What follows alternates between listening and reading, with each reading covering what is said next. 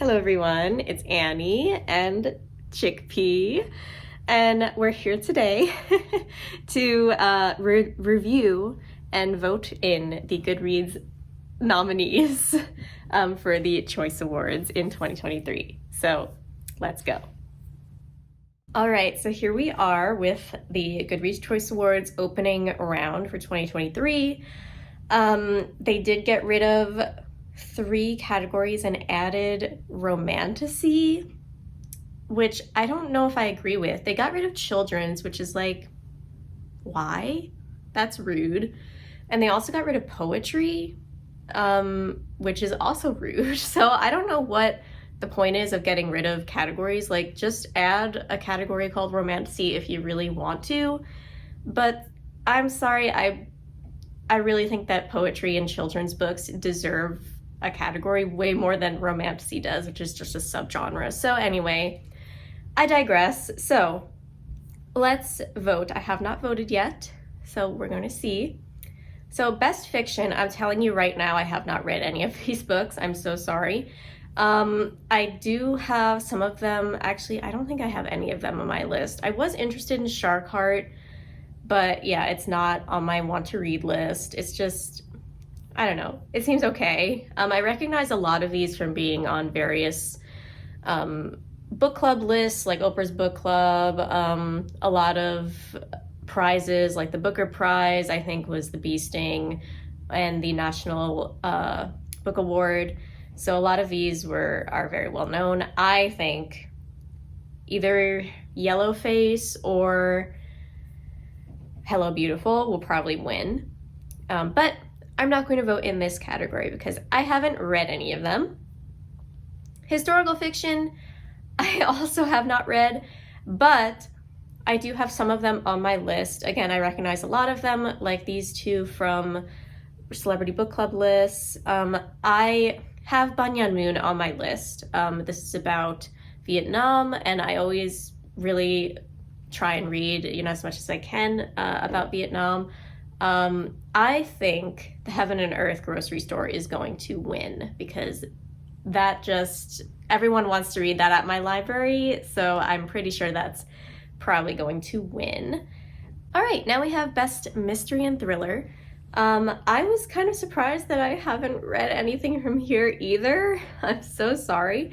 The only one left I do want to read, I had meant to read it during October, but the whole list on Libby is just so long that it's insane. I have not read any of the others. I'm so sorry. So I'm not going to vote in that either. Romance, I have notes, okay? Why are there no gay romances in here? As far as I can tell, maybe there are. I don't know every romance book on here, but sorry, what?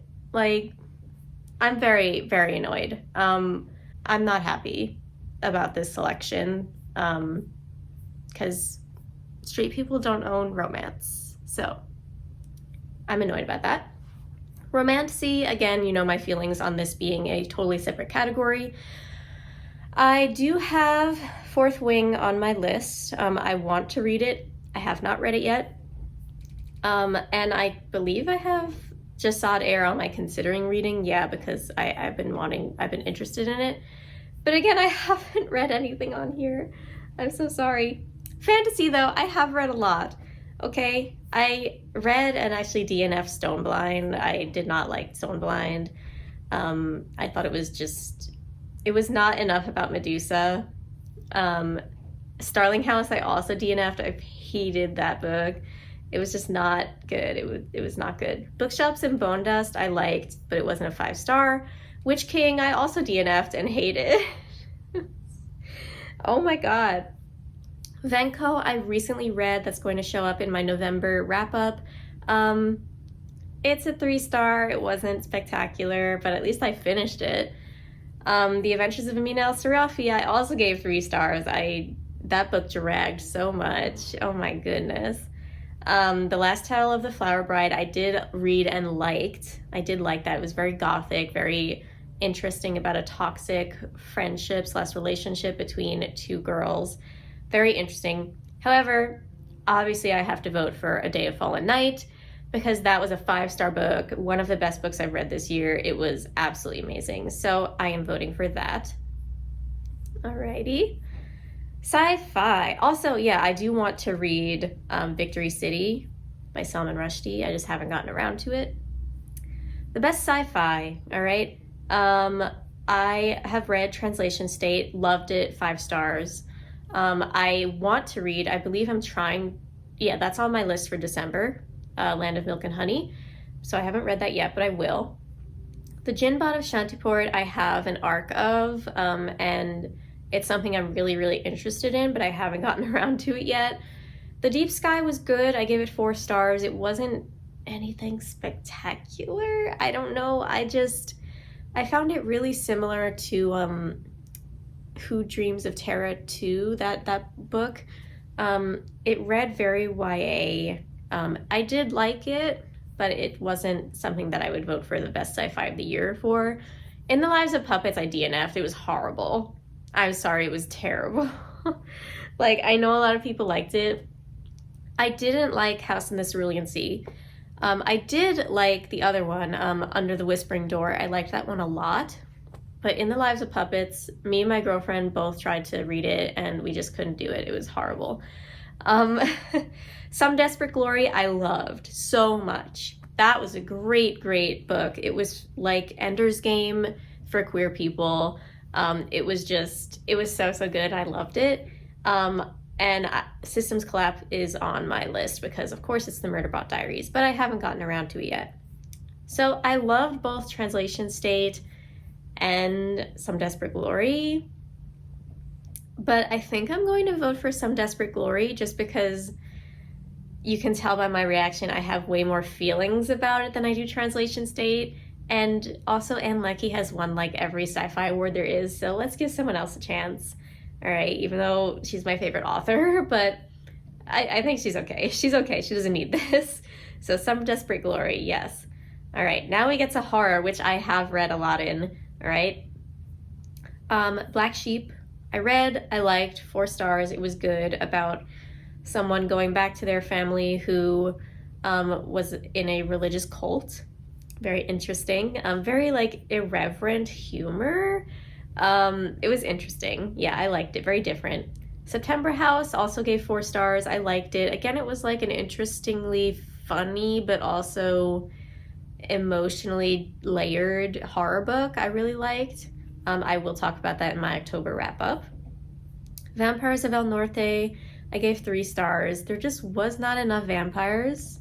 It was more like a historical romance with just like vampires thrown in for no reason, which was disappointing because I really loved The Hacienda by her. I will still continue to read her because The Hacienda was just great. But yeah, this was a little bit of a miss for me. Rouge, I loved Rouge. I gave it a 4, but it's really a 4.5. The only thing about it is that it was very slow and there was a lot of repetition. So at times it was like, okay, I want the story to continue, but I loved the fever dream feeling of it. It was just really, really good. I liked it more than Bunny, to be honest with you. Sisters of the Lost Nation is on my list, and Don't Fear the Reaper, I still haven't read, even though the first book, My Heart is a Chainsaw, was one of my favorite books of last year. I'm so sorry. Monstruo, I kind of soft DNF'd. I tried to read it. I just couldn't really get into it. I guess I wasn't in the right mindset. So I put it down for now. Our Share of Night, Mariana Enriquez, was really, really good. It was incredibly long. It was like 700 pages, but it was amazing. Also about a cult, funnily enough. I am between Rouge and Our Share of Night, but I think I'm going to go for Our Share of Night just because that book was masterfully done. Like, it was amazing. So I'm going to vote for that. Okay, best YA fantasy and sci-fi. So I looked at this list, full disclosure, before I filmed this, and I am so surprised that I have not read anything here. Like, really surprised, because, oh wait, I have read Song of Silver Flame Like Night, and I didn't like it. So I think I'm kind of getting past YA. which is sad, but also like it happens. I'm 27. Like, I guess I am old enough now that YA isn't going to appeal to me all the time anymore. I have heard great things about Threads That Bind, interesting stuff, but the only one I've read is Song of Silver Flame Like Night, and I didn't really like it. But, I mean, I gave it a 3 stars, so I'll vote for it. Why not? It wasn't horrible. This one, though, this is going to be the most difficult decision of this. The best YA fiction. There are 2 here. Warrior Girl Unearthed, that I gave 5 stars. Hello, I read this and gave it 5 stars. I don't know why it says this. And We Deserve Monuments, which I also read and gave 5 stars. And those were 2 of my favorite books this year, so I have to pit them ahead of, like, together. I can't choose. I have not read Imogene, obviously. I don't like Becky Albertalli's writing, but it did get good ratings. I have not read Pride and Prejudice in Pittsburgh, although I want to. Sapphic Pride and Prejudice retelling, I kind of have to. I'm obligated to. We Deserve Monuments was so amazing. It was so sad and tragic, but absolutely one of the best YA fiction books I've ever read, to be quite honest with you. Warrior Girl Unearthed was also amazing. It was about a young native girl who basically goes and commits this heist of trying to take back and repatriate things that museums have stolen from her tribe. And that was just amazing as well. It was so good. I don't know what to choose. I don't know. God.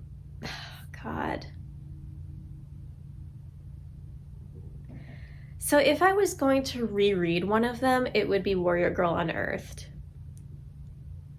So I think I'm going to vote for that. That's a very hard decision, but I hope they both get to the next round. And then we have Best Debut, which I don't believe I have read. Oh, I've read The September House. Okay. Yeah, that was a good debut.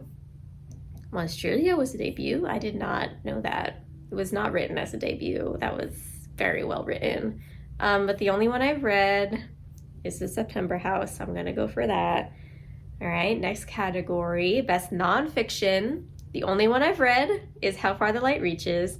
It's kind of, I don't know why it's in nonfiction, because it's kind of a memoir, to be honest with you, but it is a collection of essays about 10 sea creatures, like it says. But Sabrina Imbler kind of talks about their life through these sea creatures. And it was a good queer memoir. So since that's the only one I've read, I'm going to vote for that. And then Memoir and Autobiography. I don't believe I have read anything here. I have not read Despair, although that's probably going to win. Either that or Brittany is probably going to win. I've heard amazing things about How to Save Babylon and A Man of Two Faces. A Man of Two Faces is part of the National Book Awards, so I've heard amazing things about both of those. But I have not read any of these. So on to History and Bio. I have read, I'm about to read The Wager. I haven't read it yet though, so maybe I will vote for that, because I haven't read any of the other ones. But after I read it, of course. If it stinks, I'm not going to read it.